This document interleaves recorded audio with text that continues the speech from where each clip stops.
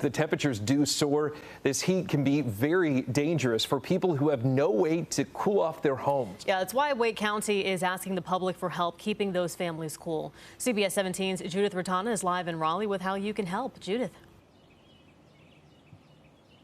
Yeah, Bill, and let's just a few days into their Cool for Wake program, Wake County says the demand is far outpacing their supply of air conditioners. Cool for Wake supplies people in need or those with chronic illnesses with air conditioners when they can't afford them. And the calls are nonstop to Wake County so far, with more than 100 people reaching out for help in the last 2 weeks. That's more calls than the county has air conditioners available. The county is collecting new or gently used window or portable air conditioning units.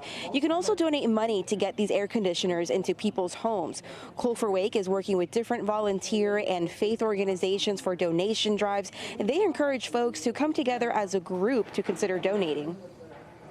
We were looking at the cost of the air conditioners, and we know maybe even the least expensive one was running about $150 to $160. So we divided that and said if 4 people got together and made a donation of anywhere from $25 to $40, we would be able to make the purchase of an air conditioner. So this way the burden doesn't fall on just one person.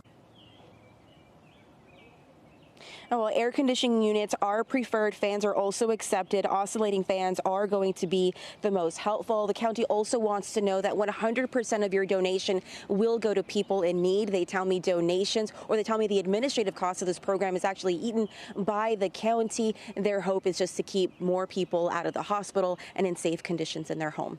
Live in Raleigh, Judith Ratana, CBS 17 News. All right, Judith, thanks. Yeah, everything that people can do to help out, yeah, it's going to be necessary. Dangerous heat. Judith, thanks.